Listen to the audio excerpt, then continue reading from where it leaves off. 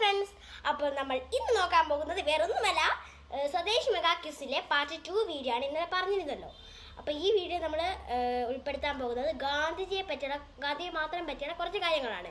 അപ്പോൾ ഇതിൻ്റെ part 3 video നമ്മൾ നെഹ്റുവിനെ പറ്റിയുള്ള കാര്യങ്ങളും ഉൾപ്പെടുത്തുന്നുണ്ട്. അതിന് കാണേ നമുക്ക് വേറെ ചോദ്യത്തിലേക്ക് കിടക്കാം. LP, UP, HS കുട്ടികൾക്കായിട്ടുള്ള ചോദ്യമാണ്.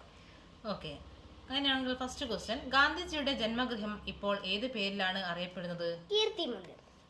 ഗാന്ധി തന്റെ സ്പിരിച്വൽ റെഫറൻസ് ബുക്കായി വിശേഷിപ്പിച്ചത് ഏത് പുസ്തകമാണ്? ഭഗവത്ഗീത. അതെ. വർണ്ണവിവേചനത്തിനെതിരെ പോരാടാൻ ഗാന്ധിജി ദക്ഷിണാഫ്രിക്കയിൽ ഒരു സംഘടന സ്ഥാപിച്ചിട്ടുണ്ട്. എന്താണ് ആ സംഘടനയുടെ പേര്? ഇന്ത്യൻ കോൺഗ്രസ്. അതെ. ദക്ഷിണാഫ്രിക്കയിൽ ഗാന്ധിജി തീവണ്ടിയിൽ നിന്ന് പുറത്താക്കപ്പെട്ട സ്റ്റേഷൻ ഏതാണ്? Peter Maritzburg. അതെ, പീറ്റർ മാരിറ്റ്സ്ബർഗ്. ഗാന്ധിജി ആദ്യമായി പങ്കെടുത്ത കോൺഗ്രസ് സമ്മേളനം ഏതാണ്? 1901 കൊൽക്കത്ത സമ്മേളനത്തിൽ. അതെ. നിയമപഠനത്തിന് ശേഷം ഗാന്ധിജി തന്റെ കേസ് വാദിച്ചത് ഏത് സ്ഥലത്താണ്? എവിടെ വെച്ചാണ്? ബോംബെ. യെസ്.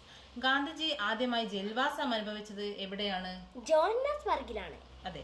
ഗംഗാ നദിയോട് ഗാന്ധിജി താരതമ്യപ്പെടുത്തിയ നേതാവ് ആരാണ്? ഗോപാലകൃഷ്ണ ഗോഖലെ. അതെ. ഹിന്ദ് സ്വരാജ് എന്ന പുസ്തകം ഗാന്ധിജി എഴുതിയത് ഏത് ഭാഷയിലാണ്? ഗുജറാത്തി ഭാഷയിൽ.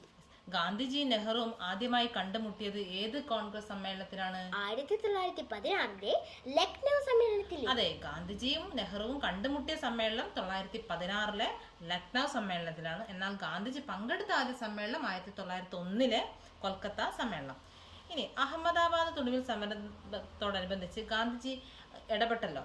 അതിന്റെ ഭാഗമായിട്ട് എത്ര ശതമാനം ശമ്പളമാണ് തൊഴിലാളികൾക്ക് വർദ്ധിപ്പിച്ചത്? 35%. അതെ. ഗാന്ധിജിയുടെ ആത്മകഥ എല്ലാവർക്കും അറിയാമല്ലോ, എന്റെ സത്യാന്വേഷണ പരീക്ഷണങ്ങൾ. അത് ആദ്യമായിട്ട് മഷി പുരണ്ടത് ഏത് പ്രസിദ്ധീകരണത്തിലാണ്? നവജീവൻ. യെസ്. ഹിമാലയത്തിന് സമാൻ എന്ന് ഗാന്ധിജി വിശേഷിപ്പിച്ച നേതാവ് ആരാണ്? ബാലഗംഗാധര തിലക്.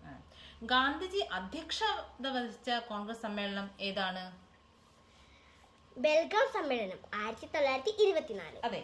ഗാന്ധിജി അധ്യക്ഷത വെച്ച് ചോദിച്ചു കഴിഞ്ഞാൽ ബെൽഗാം സമ്മേളനമാണ് 1924. അദ്ദേഹം യങ് ഇന്ത്യ പ്രസിദ്ധീകരണം ആരംഭിച്ച വർഷം എപ്പോഴാണ്? 1919. ഓക്കെ. ഗാന്ധിജി വിശ്വാസം അർപ്പിച്ച ഒരു ചികിത്സാ സമ്പ്രദായമുണ്ട്, അതേതാണ്? നാച്ചുറോപ്പതി. അതെ. ഗാന്ധിജി വിശ്വാസം അർപ്പിച്ച ചികിത്സാ സമ്പ്രദായമായ നാച്ചുറോപ്പതി. അതേപോലെ ഗാന്ധിജിയെ അർദ്ധനഗ്നായ ഫക്കീർ എന്ന് വിശേഷിപ്പിച്ചത് ആരാണ്? Winston Churchill. ഓക്കെ. ഗാന്ധിജിയെ സ്വാധീനിച്ച ഒരു പുസ്തകമുണ്ടല്ലോ, ഏതാണ് പുസ്തകത്തിന്റെ പേര്? യെസ്. അങ്ങനെയാണെങ്കിൽ അൺടു ദി ലാസ്റ്റ് എന്ന പുസ്തകം രചിച്ചതാരാണ്? ജോൺ റസ്കിൻ ആണ്. യെസ്.